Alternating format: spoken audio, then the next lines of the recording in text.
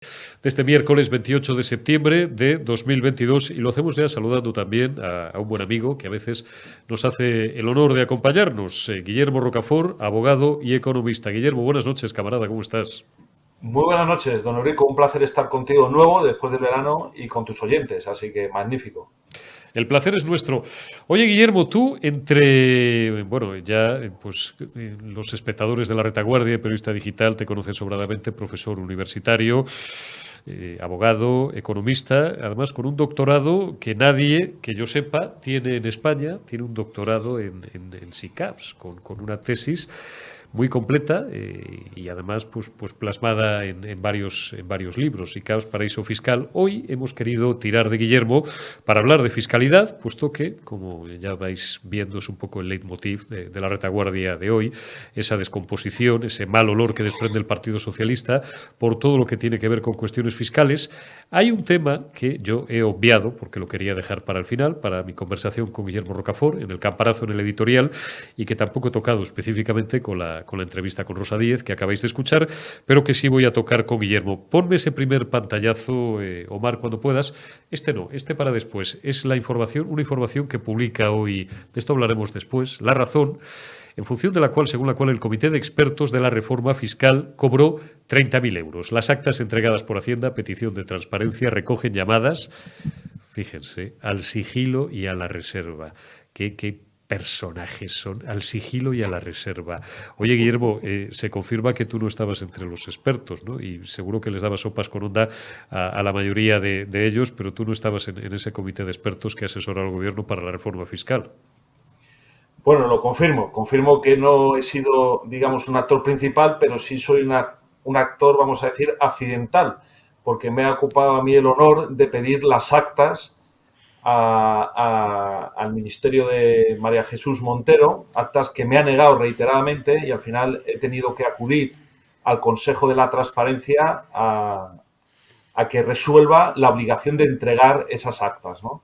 Y efectivamente, a raíz del análisis de esas actas, uno concluye, como bien ha recogido Andrés Bartolomé en un magnífico artículo en La Razón, pues el sigilo, las reservas, los mensajes a los miembros de ese comité de expertos de no tener contactos con la prensa, de no responder a los requerimientos de la prensa, que la prensa es el cuarto poder en un Estado de Derecho, de actuar pues como una logia masónica, como un cenáculo, pues como una asociación ilegal prácticamente, donde no hay transparencia, no hay información. Eso sí, han cobrado el Estado 30.000 euros y solamente se han reunido de la lectura de las propias actas pues con los sindicatos marxistas de rojos del caviar y también pues con UNICEF, Save the Children, organizaciones internacionales que no sé qué tienen que opinar al respecto de la fiscalidad que vamos a pagar los españoles, ¿no? Oye, esto me huele un poco a contubernio, Guillermo, pues para cobrar pasta. Te acabo de pasar, me ha remitido Guillermo una documentación bastante extensa, son bastantes folios, simplemente para que veáis el primero de ellos. Nos lo pones cuando pueda asomar el pantallazo de esas actas que Guillermo Rocafort ha tenido que pelear hasta que, bueno, pues al final, apelando a transparencia, pues se las han tenido que hacer llegar. Ahí tenéis, libro blanco de la reforma tributaria, un sistema fiscal para el siglo XXI. Bla, bla, bla, bla, bla, porque anda que no hay literatura, anda que no hay millones de páginas escritas por expertos en torno a esto. Pues mira, te podían haber llamado a ti, que no les hubieras cobrado un duro por patriotismo, podrían haber llamado a tanta y tanta gente. A ver si un día consigo que venga Ignacio Ruiz Jarabo, que es un señor que fue director de la agencia tributaria y que luego ha escrito varios libros, le pusieron pena a la vida por cantar las verdades del barquero, de la mafia que anidaba en algunos estamentos cercanos al que nos estamos refiriendo, etcétera, etcétera, en vez de llamar a estos amigos que más parece, pues eso, que eran reuniones para justificar un reparto de pasta que como nos sobra, Guillermo, pues joder, son muchos miles de euros. Tú fíjate la cantidad de hospitales o la cantidad de comedores sociales que se podían financiar con ese dinero. Desde luego, bueno, el caso de Ruiz Jarabo lo conozco porque además hizo unas declaraciones yo creo que muy acertadas a la realidad en el sentido de que, digamos, los inspectores de Hacienda actúan como el ejército de Pancho Villa. Total. Y es que es así, es un ejército totalmente sin ley, sin normas, de saqueadores de familias, de empresas. Eso es la agencia tributaria, eso es lo que ha dicho ese director que fue, además creo en la primera época de Aznar, y yo creo de una forma muy acertada.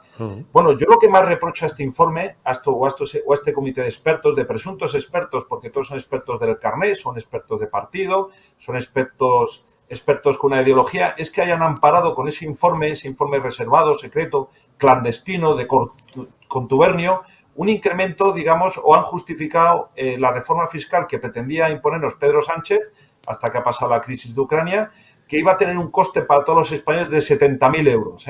Y han vendido, digamos, su experiencia, si es que la tienen, por apenas 30.000 euros, que para mí es un precio muy bajo, ¿no? Para amparar un saqueo, una confiscación que pretende llevar aquí la que tenemos ahora mismo en pantalla, María Jesús Montero, cuyo conocimiento de Hacienda yo sinceramente y de Fiscalía lo pongo en duda, y algún día la reto a un debate abierto, como tienen que ser los debates en España entre políticos y ciudadanos que conocen de la materia al respecto de fiscalidad, de SICAP. Te la comes viva, porque no es su oficio. Es médico de profesión, creo que estudió la carrera de medicina. No sé qué sabrá de medicina, pero de fiscalidad yo te lo digo, cero. Cero. Es que realmente nos hemos acostumbrado en España a tener ministros que son inexpertos, son ignorantes, son necios, con el debido respeto, en el área de su ejecución de responsabilidad pública, ¿no? Entonces, realmente intentan encubrir esa falta de conocimiento, ese atrevimiento, porque ese atrevimiento es frivolidad, es necedad en su conjunto, porque a mí no me atrevería a postularme o a plantear o a fijar políticas de medicina, por ejemplo, o de ingeniería civil, porque lo desconozco, ¿no? Entonces, se rodean, como digo, de estos comités de expertos que al final, pues, o no existen o son sus coleguitas, son sus amigos de copas, son sus amigos de la facultad, sus amigos de los porros, no lo sé, amigos de juegos de patio de vecino, Entonces, se rodean de este grupo de expertos y entonces estos, de una forma, como he dicho, bajo el secreto y en contra de principios de transparencia, deciden, bueno, y aparte, no olvidemos que es una cosa que también ha sido resaltado, hacen ponencias ideológicas que a mí me han asombrado como fiscalista, que es intentar justificar un cambio de la fiscalía española bajo la perspectiva de género. O sea, eso es una cosa que ya, o sea, el impuesto es un hecho objetivo que grava bienes, mercancías, salarios, patrimonios, pero ¿qué es la perspectiva de género? Señora ministra, ¿qué es? O señores del comité de expertos, ¿qué es la perspectiva de género bajo el prisma del hecho tributario? Yo, desde luego, ya no saben qué inventar para justificar el sablazo, y no olvidemos una nueva desamortización, porque estamos en un proceso ya va más allá de la confiscación, es la desamortización de las clases medias en España. Bueno, estamos en un proceso, y lo hemos dicho ya en muchas ocasiones, Guillermo, de destrucción de la propiedad privada, que es lo que persiguen estos socialcomunistas, la destrucción de la propiedad privada, que es uno de los fundamentos básicos del sostenimiento del Estado de Derecho. Si es que España y otros países, como dicen ahora los finos de nuestro entorno, fueran un Estado de Derecho, que yo cada día lo pongo más en duda. Por partes, y ya habéis escuchado un largo editorial, un largo campanazo en el que os hablaba de esto. Ponen a parir a Isabel Díaz Ayuso porque deflacta la tarifa del IRPF, que no es bajar impuestos, simplemente es devolveros y devolvernos pues ese casi 11% que están recaudando de más, 150.000 millones. Ponme el pantallazo, y seguimos avanzando en el debate, ponme el pantallazo de la noticia del Mundo, Omar, ahí está. Hacienda recauda más que nunca gracias a la inflación. ¿En qué está gastando el gobierno los ingresos? Bueno, en los 7 primeros meses del año, 150.000 millones. Dicen estas sabandijas, dicen estas garduñas, digo garduña, que sabéis que es un animal especialmente conocido por su capacidad para la rapiña, que, por ejemplo, no se puede suprimir patrimonio porque no está el horno para bollos, y con la que está cayendo y la que va a caer no se puede renunciar a sus ingresos. Ponen a parir a Juanma Moreno Bonilla, y me he ido ya de deflactar la tarifa del IRPF, que es devolver a los ciudadanos lo que han pagado de más por la inflación. Me he ido a patrimonio, figura anacrónica, que no existe ningún país del mundo, que prácticamente tiene efectos recaudatorios nulos, que se ha utilizado tradicionalmente para cruzar datos, etcétera, con el IRPF. Todo esto ya os lo hemos contado estos días. Le ponen a parir porque cuantifican en 110 millones el montante de lo que, según ellos, los andaluces van a dejar de percibir y van a perder en servicios públicos, toda la demagogia social comunista. Resulta que el figura, Perico Sánchez, uy, no sé por qué le he vuelto a llamar Perico Sánchez, se va a hacerse una foto a la ONU, le da 523 millones al de la Vende y Trinca, al tío Bill, 135 de los cuales solamente son para pagar una foto para la comparecencia en la ONU del figura, es decir, más de lo que según ellos va a costar la medida de Juanma Moreno Bonilla. ¿Qué hacen los varones? ¿Que las ven venir? Pues ya tenéis, ya os he contado, Chivo Puig en las últimas horas avanza, pues lo que en la práctica es deflactar los tramos del IRPF, es decir, él creo que ha dicho algo así como acomodar los tramos del IRPF a la nueva realidad, es decir, a que no vienen maduras, sino que vienen duras, muy duras, sobre todo para los que ganan menos de 60.000 euros, con gran cabreo de la que tenéis en imágenes de archivo, que va y dice, Guillermo, y es ahí a donde te quería yo llevar, pásmate, que claro, que es que lo que ha hecho Ayuso, lo que ha hecho López Miras en Murcia, lo que ha hecho el andaluz, lo que ha hecho Juanma Moreno, es la leche porque, claro, obliga a los varones socialistas a hacer lo mismo para no quedar en una peor posición. Oiga, usted ha reflexionado, ministra no sé de qué, en lo que acaba de decir. O sea, usted acaba de reconocer que bajar impuestos es bueno. Ciertamente. No es tremendo. Desde un punto de vista de la fiscalidad son verdaderos ignorantes. Lo que tendría que hacer el Estado es deflactar las propias tarifas tributarias estatales, ¿no? Y de alguna forma no apoyarse, como se está haciendo, por ejemplo, la recaudación de impuestos vía la fiscalidad de la gasolina o del gas, mejor dicho, de la gasolina, apoyarse en esos incrementos de precios para recaudar más. Porque ¿qué es al fin y al cabo la inflación? El incremento de precios, que supone inmediatamente, digamos, que vamos a perder poder adquisitivo. Y con nuestro poder adquisitivo, que es menor, vamos a tener las mismas tasas fiscales del IRPF que teníamos antes cuando teníamos mayor poder de adquisición. Es que realmente es una trampa saducea. Es que juegan con las cartas marcadas, son truhanes del Mississippi, como decía Alfonso Guerra, efectivamente, de Adolfo Suárez. Son taúres fiscales, nos están estafando. Taúres, efectivamente, son taúres fiscales, nos están estafando.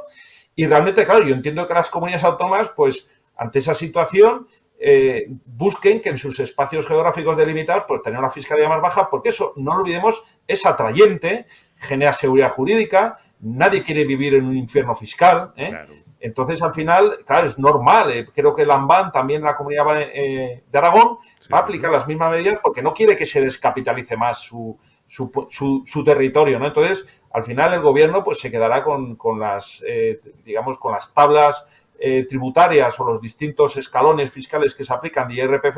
Al final se va a quedar solo y va a quedar evidenciado como un depredador, porque ya podríamos hablar en términos de depredación, de canibalismo fiscal. Es que realmente pensemos que estamos en unos ámbitos tributarios que son totalmente ya inasumibles, o sea, que impiden la movilidad social, impiden la capacidad del ahorro de la ciudadanía. Son niveles ya inadmisibles. Lo que no entiendo es cómo, y espero que en el futuro gobierno se apliquen políticas, pero de bajada de impuestos verdaderamente radicales, que es lo que necesita España. Necesita España bajada de impuestos y ahorro para dinamizar la economía, ¿no? Está clarísimo.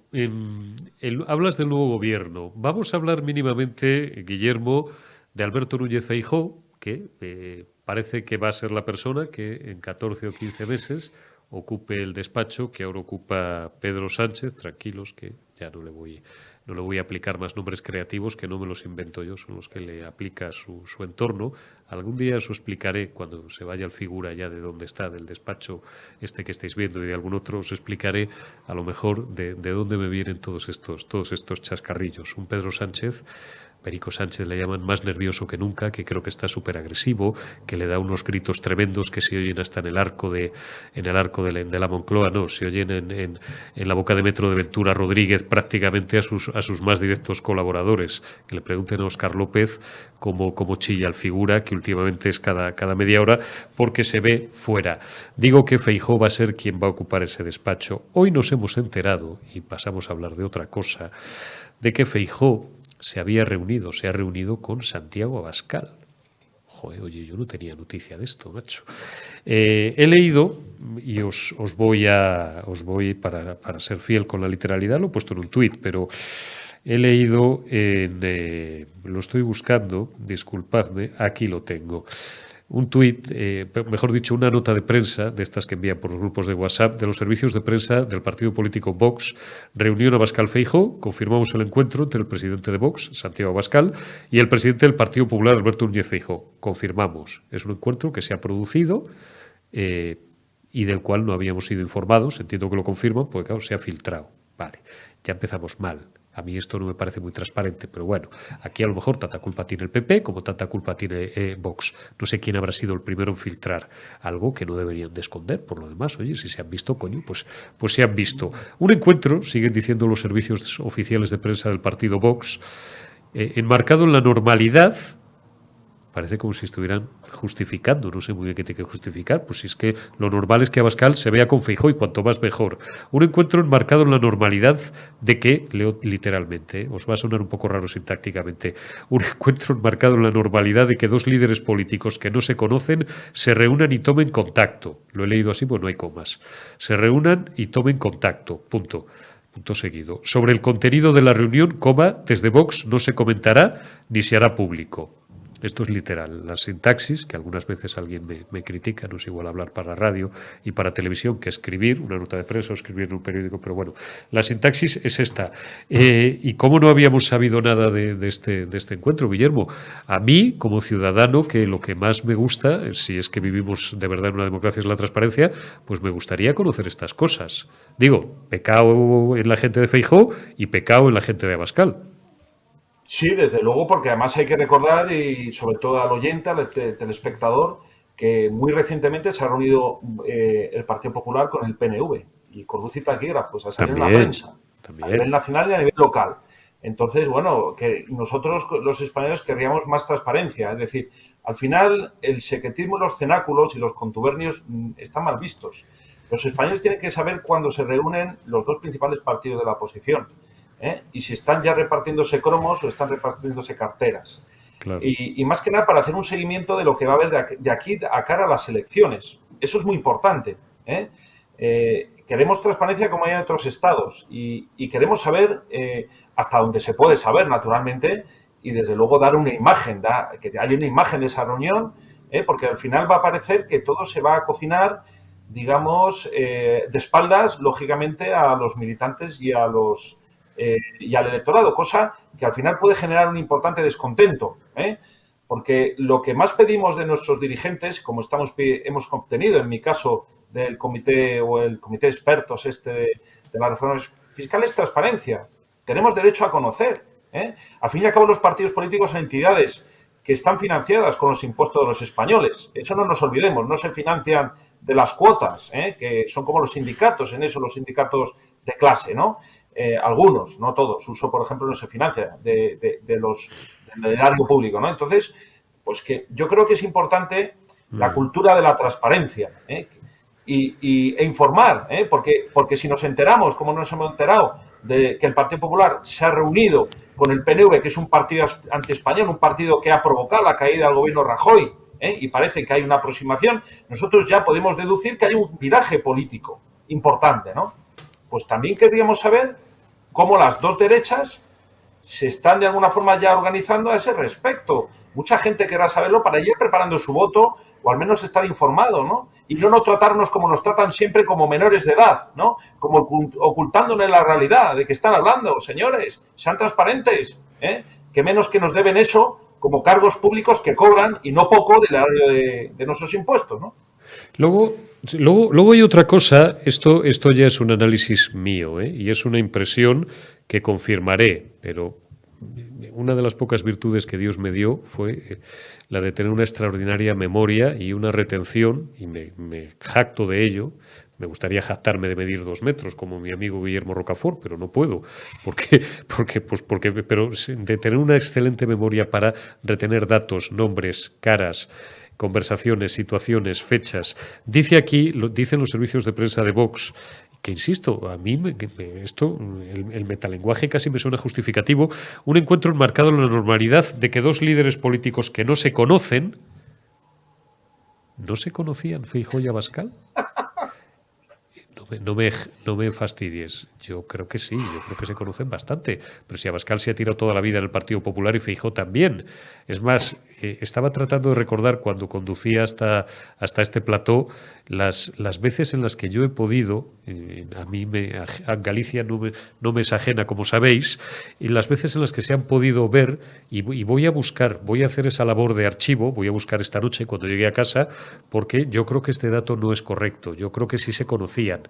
He consultado a gente cercana y me han dicho, no, hombre, formalmente nunca habían tenido ninguna entrevista. Digo, no, pero aquí lo que dice es otra cosa. Aquí no dice que sea la primera entrevista formal que mantienen, que eso es así, a menos que hayan tenido otras secretas que no nos han contado. Aquí lo que dice es 2 líderes políticos que no se conocen. Como decía el cómico aquel Garó, en persona, personalmente. Y yo creo que Feijóo y Abascal sí se conocían. ¿Hay necesidad de toda esta prosopopeya, Guillermo? Yo creo que no. Yo creo que Vox está en una deriva de fallos de comunicación muy importantes. Lo hemos visto con la situación, la salida abrupta y traumática, podemos ponerle muchos calificativos, ¿no?, de Macarena Olona. Y en este sentido, vamos a ver, o sea, Abascal es muy conocido en el Partido Popular.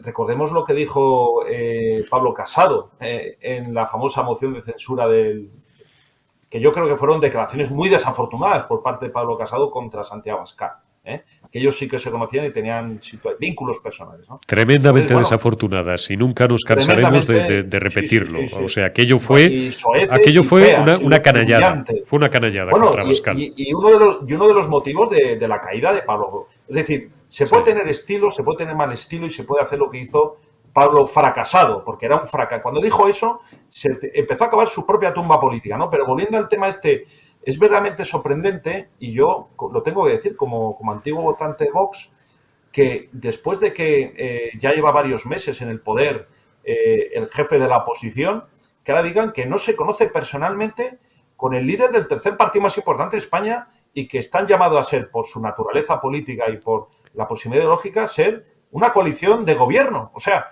pero vamos a ver, o sea, realmente, vuelvo a decir lo mismo, o sea, que nos traten como adultos y sobre todo los partidos de derechas, que no se crean que somos niños, que nos van a ofrecer ahora un caramelito y vamos a estar, como hace 4 años, pues abriendo la boca para tomarnos el caramelito en cualquier caso y sin poner ningún tipo de peros, ¿no? Entonces yo pediría en ese sentido una reflexión, además constructiva y propositiva, ¿no? Que la comunicación no puede ser un texto de esa naturaleza, porque la gente, digamos, con dedo de frente, que todavía creo que seguimos siendo mayoría en España, va a poner cara de estupor. Y aparte, es que, digamos, el oído, es que molesta el oído. Es que realmente, no voy a decir que es una ofensa, pero es una sandez. Es una obviedad. O sea, es realmente un texto absolutamente retórico y que al final encubre que les han pillado, que ya hay gente que ha filtrado, que ya se están repartiendo las carteras. Pero ojo, no olvidemos una cosa, queda hasta mayo mucho tiempo y mira lo que está pasando ahora mismo con Meloni y Salvini. Ahí vamos a ir ahora. Bueno, ahí está negando a mayor. Entonces, cuando tú estás de caída libre o en caída a plomo, como están todos ahora mismo, en fin, tienes que gestionar muy bien los tiempos, ¿no? Entonces, ahora mismo la situación ciertamente es delicada a Vox y a mí me apena, sinceramente me apena, porque llegar a este momento tan decisivo en la historia de España y con tanto esfuerzo que han llevado a cabo, más allá de cuestiones como lo de Macarena, llegas a una situación de debilidad que al final es como un toro, te acaban dando la puntilla y pasas a la historia, ¿no? Ya que veíamos, como no tengo capacidad mientras estoy en directo para leer el chat, veíamos en estas imágenes de archivo también a Yolanda Díaz. Os cuento, que lo habréis leído en prensa, que Feijóo también se ha reunido con Yolanda Díaz. Es más, os cuento alguna cosa más, por si lo desconocéis. Está publicado. Tiene una muy buena relación personal Feijóo con Yolanda Díaz. ¿Por qué? Pues son gallegos los dos, porque Yolanda es de Ferrol, porque a lo mejor hasta hablan gallego en la intimidad, cosa que no pasa absolutamente nada. Un tío de Zamora, como soy yo, nacido en Madrid, porque los zamoranos como los de Bilbao podemos nacer donde nos da la gana, habla un gallego de puñetera madre, mucho mejor que muchos gallegos. Es decir, pueden hablar en lo que les dé la gana. Y se llevan bien, porque estuve muchos años viviendo y trabajando en Galicia. Y se llevan bien. que no pasa nada, pero si es que va a ser el presidente del gobierno seguramente dentro de menos de un año y medio, usted tiene que reunir con todo el mundo. Lo que estamos un poco poniendo en cuestión, intentando ser suaves, porque no vamos a disparar contra los nuestros, y esto lo digo ya también en aras a la parroquia, que algunas veces luego por la noche me deja comentarios que yo siempre agradezco, pero hombre, pues entre bomberos que no se pisen y que no nos pisemos la manguera, ¿no? Que un poquito de transparencia más, pues no pasaría nada. Es todo lo que nos estamos limitando a apuntar don Guillermo Rocafort y un servidor de ustedes. Vamos a un artículo que hoy leíamos de Marcos Ondarra, uno de los mejores periodistas ahora mismo del panorama español, en The Objective: más mujeres y disputar la economía a Feijóo. Las lecciones que el triunfo de Meloni ofrece a Vox. La líder de Fratelli d'Italia muestra el camino al partido presidido por Santiago Abascal, que precisa de cohesión interna y una aspiración real de gobierno. Esto lo dice Marcos Ondarra, lo dice The Objective, y creo que usted ha tenido algo que ver, don Guillermo, en este artículo. Cuéntenos. Bueno, yo totalmente, don Eurico, estoy totalmente de acuerdo con la opinión sobre Marcos Ondarra. Creo que estamos ante un periodista joven, vamos, que realmente destaca por eso, por la profundidad de sus análisis, su independencia y su rigor. O sea, y ya por eso me consta que le están atacando. O sea, aquí en España cuando alguien destaca es objeto ya de cacería de los necios y de Pero los lo bueno es que le están atacando desde la izquierda más izquierda hasta la derecha más a la derecha. Le disparan de todos los lados. Correcto. Eso es señal de que si no lo matan es que es cojonudo y es muy bueno. Claro, es independiente, es riguroso, es una persona muy joven, con una formación más filosófica que habría que destacar, sí, y que entra al núcleo de las cuestiones. Entonces, bueno, he tenido la satisfacción de colaborar, en mi opinión y en mi experiencia, de lo que es Vox, porque yo, de alguna forma, estuve, en parte de esa génesis, la conozco muy bien, el desarrollo, sobre todo el desembarco de Santiago Abascal, y bueno, yo básicamente hay que sacar conclusiones interesantísimas con respecto a la victoria de Meloni, que es impresionante, que es un viraje radical, en el buen sentido de la palabra, que va a ser la política europea de la Unión Europea y de Italia. Era el cambio natural, el cambio alternativo, era la única oposición en la Fratelli d'Italia. Hace poco tenía el 5% de votos, ahora tiene el 26, 27%. Es un partido transversal, obrerista, de las clases populares, de las clases trabajadoras, para nada oligarca, que tiene un pasado que es el que es, pero ha sabido adaptarse a las nuevas temporadas, a la nueva temporada, ¿no?, política, y sobre todo que en aspectos valóricos de Dios, de religión, de la patria y la familia, estamos una gran mayoría de españoles de acuerdo, que somos los que hemos simpatizado e incluso hasta hemos votado en Vox. Entonces, aquí, por ejemplo, en mi caso, yo simplemente, y además siempre en un ánimo constructivo y propositivo, porque claro, al final, en cuanto dices algo, ya lo toman a la tremenda y eres objeto de ataques furibundos, como ha sido, por ejemplo, yo creo que injustamente atacada a Olona, que eso es otro capítulo, ¿no? Claro. Es decir, lo primero que tienen que hacer los partidos políticos... Como ha sido políticos, injustamente atacado, sin compararnos con Macarena Olona, que ahora, bueno, pues es una abogada del Estado brillante y además ahora es noticia. Hice un editorial muy largo el lunes defendiéndola y me importa tres narices, porque a mí lo último que me van a quitar es mi independencia. Usted y yo, digo, a un nivel más humilde o no, hemos sido objeto también de ataques, pero eso sí, claro, hay que, para atacar a don Guillermo Rocafort, un servidor de ustedes, porque lo último que nos podrán llamar a usted y a mí es globalistas, progres, izquierdistas, socialistas, comunistas o rojazos. No sé, pues nos tendrán que golpear de otra manera. Pero por eso no nos gusta ni a don Guillermo ni a mí las organizaciones excesivamente cerradas, y ahora no estoy hablando de Vox, estoy hablando en general, ni del PP, sí, ni del PSOE, ni de la madre que parió a Paneque. Digo, los sitios donde no corre el aire a espíritus críticos y libres, como al señor Rocafort, a mí mismo. No me voy a tomar la libertad de hablar por nadie. Estamos hablando de doña Macarena Olona. No nos gustan porque constriñen el pensamiento y la libertad. Correcto, es que es así. Y totalmente de acuerdo. Y realmente el mensaje que había que trasladar a todos los políticos en general y a Vox, que es el partido emergente más joven o más prometedor electoralmente hasta hace bien poco, es que no hay que ser reactivo a la crítica, Hay que tomar buena nota de la opinión que se hace al respecto de los fallos que han cometido. Y si hay alguien que se molesta y hay alguien que toma una actitud, vamos a decir, hostil y, como digo, reactiva, se equivoca. Se equivoca y eso el votante lo sabe. No puedes apostar por la soberbia cuando alguien te está diciendo creo que te has equivocado. Es un gesto de humildad, de la que carecen la mayoría de los políticos, por otra parte, el saber escuchar, atender y al menos dialogar y respetar esas críticas. Bueno, en este caso, volviendo a la cuestión del magnífico artículo de Ondarra, en el que han participado, yo creo que intelectuales muy relevantes a considerar, además, muchos del espectro, yo me considero un antiguo votante de Vox, y así lo reconozco, Claro.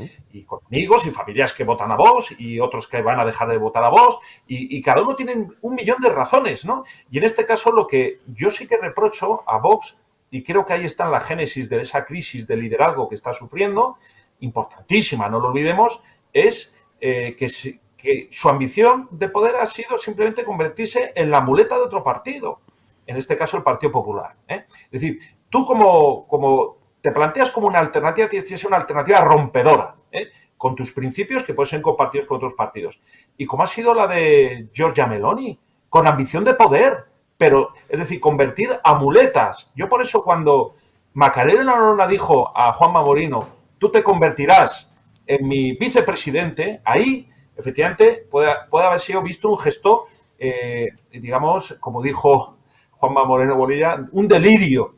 Pero lo que sí reflejó Macarena Olona es que ella tiene ambición de tener la presidencia en sus manos. Y eso es verdaderamente relevante. Meloni ha ganado y ha arrasado, primero porque se lo ha creído y se lo ha trasladado a sus votantes. Si tú trasladas que tu única ambición es ser la muleta del Partido Popular, al final la gente vuelve a votar al Partido Popular. Entonces, pues, realmente hemos visto... Sí. No, perdona, concluye, Guillermo. No, lo hemos visto, por ejemplo, ibas muy bien.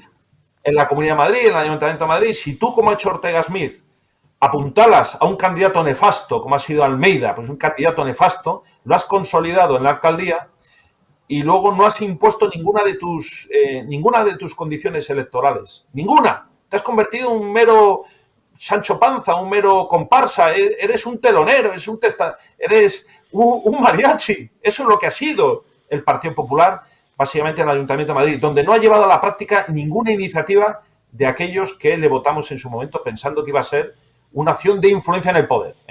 Y eso requiere una autocrítica por parte de los dirigentes. Si los dirigentes se van a enrocar, como parece que se están enrocando, ven conspiraciones de salón en todos los sitios, empieza una caza de brujas, campañas difamatorias, vamos a ver, o sea, ya tenemos una edad, eso nos resbala absolutamente y al final el votante va a decir, pues mira, al final, bueno, se intentó.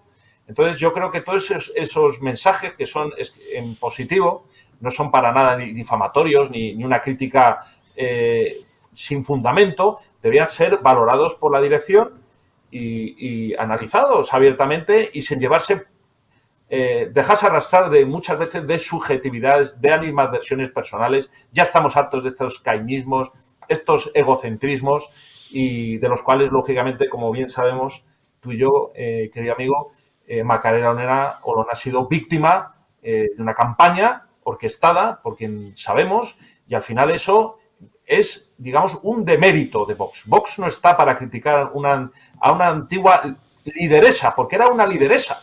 O sea, realmente era la leona de Vox, el adalid de Vox, era Macarena Olona y lo ha sido durante 2 años. Ahora ha salido porque no tenía el poder y al final el partido se ha blindado. Bueno, pues respétala, que siga su camino y que el elector decida, porque no olvidemos una cosa, que imponen en las democracias y que nombra a los máximos responsables no van a ser estructuras de partido endogámicas y enfermizas, sino que es el votante, como ha pasado, por ejemplo, en Andalucía, en el caso de Juanma Moreno Bonilla, que ha tenido una victoria brillantísima y totalmente indiscutible. Respetemos al menos, digamos, esa capacidad de decisión que en última instancia tiene el pueblo. Que, por otro lado, no olvidemos, en Vox debía haber primarias y debían de haberse confrontado las distintas opciones en un marco de respeto y un marco, vamos a decir, institucional, Macarena Olona, con quien se hubiera atrevido a ponerse a ella. Y ya veríamos quién sería ahora mismo la presidente o presidenta de Vox, si utilizamos lenguaje inclusivo, ¿no? Entonces, esa ausencia de primarias hace que, lógicamente, mucha gente que se ha identificado con Olona se sienta terriblemente defraudada, ¿no? Porque, en última instancia, queremos que encabezan las listas electorales los mejor preparados. Es que tienen que... O sea, ¿por qué cayó Casado? Porque era un zascandil, porque no tenía ni idea, había ganado de rebote en un congreso. Entonces, claro, al final ha caído por su propio peso, porque no es el más preparado. Feijóo sí, Feijóo tiene una experiencia yo creo que de 16 años dirigiendo la comunidad gallega. 4 mayorías absolutas. 4 mayorías absolutas. Que hay que sacarlas, ¿eh? A ver cuántos dirigentes políticos autonómicos o nacionales en España no pueden presumir de 1, 2, 3, 4 mayorías absolutas. No estamos de acuerdo con él, política lingüística, política de contemplación con los nacionalistas, pero no le podemos negar su capacidad y su responsabilidad. Pues, pero se ha tirado 16 años él y sus... porque le han votado los gallegos, sin más. Claro, y al menos merece por parte... O sea, otro error que está teniendo, en este caso muy parecido al que ha tenido Vox, parte de la cúpula de Vox con Macarena Olona, es el gobierno de Pedro Sánchez con Feijóo. O sea, no te puedes tirar como un kamikaze, te podrías tirar como un kamikaze ante una figura que no ha hecho nada en la vida. Pero el señor Feijóo ha hecho muchas cosas en su vida política. Entonces, al final la gente dice, pero bueno, ¿esto qué es? Es un tema eminentemente personal, es un tema subjetivo, es un tema que excede lo político, es una cacería. Que se ven perdidos, porque lo último que puedes llamar es inútil o indocumentado a un tío que ha sacado 4 mayorías absolutas. ¿No? Además tíos como Bolaños. ¿Quién es Félix Bolaños? Bueno, Bolaños es un necio. Además lo ha hecho todo el gobierno. Nadie ha tenido una postura, vamos a decir, más serena, más moderada. Es que han actuado como verdaderos talibanes políticos. Por lo tanto, están desacreditados ante la opinión pública y la gente cuando tenga que elegir, y esto va a pasar en breve, entre Feijóo, su talante, su educación, su formación, y luego dejando al margen otras cuestiones, y este verdadero radical, verdadero talibán, que lleva las cuestiones al terreno personal del insulto, de la difamación, vamos a ver, la gente, claro que habrá gente, habrá fanáticos que sigan votando a Pedro Sánchez, no me cabe duda, pero la gran mayoría va a decir, oye, yo prefiero a este señor porque, vamos, me representa una calma y una tranquilidad que no tiene el otro, que es ahora mismo, como bien dices, además cada vez se le va más, no solamente a él, sino a sus más estrechos colaboradores, en un estado de esquizofrenia permanente, y en un estado casi de emergencia y de, vamos a decir, casi de infarto político, ¿no? Porque están en ese contexto, ¿no? Van a decir cualquier día una barbaridad, ¿no? Sí. Pero bueno, son reflexiones que la gente tiene que tener en cuenta, ¿no? El respeto, sobre todo, a las capacidades y a las personas que tienen un currículo. O sea, Macarena Olona es abogada del Estado. Ella misma ha redactado la totalidad de los recursos de inconstitucionalidad que ha ganado el Vox. Es decir, ¿ahora quién los va a hacer? ¿Quién de Vox tiene esa capacidad? Esa es la pregunta que muchos de los antiguos votantes de Vox nos hacemos. ¿Quién ahora va a asumir ese liderazgo, ese genio? Porque hay que tener genio también para ganar un procedimiento al Estado. No todo el mundo vale para enfrentarse, como hemos visto, a Macarena Olona en Sevilla y en Granada y en Murcia, a esa jauría de llenas de antifas que son etarras en potencia. Y le hemos visto que no ha pestañeado y no ha necesitado, ella misma los ha encarado y ha abierto, digamos, las puertas de la Universidad de Granada como Moisés abrió los mares, políticamente hablando, pero es un buen sinónimo. ¿Por qué? Porque tiene esa capacidad y ese valor. Entonces, vamos por lo menos a respetarlo. Y vamos a dejar a la señora Macarena Olona que siga su camino y al menos reconocer su valentía y apoyarla, sobre todo en esos momentos de dificultad. Es una antigua compañera, hombre. O sea, es que parece que ahora mismo uno sale de un partido político y se convierte en un paria, ¿no? Y ya es un marginado. Sí. Se ha echado en falta Vox ese apoyo, ¿no? A Macarena Olona en momentos. Prietas las filas. Don Guillermo, que se le entiende a usted todo, que es un placer, como siempre, hablar contigo, camarada, porque suavidad siempre, guante de seda, pero dureza y crítica cuando es necesaria en el fondo y sobre todo un pozo intelectual absolutamente brillante.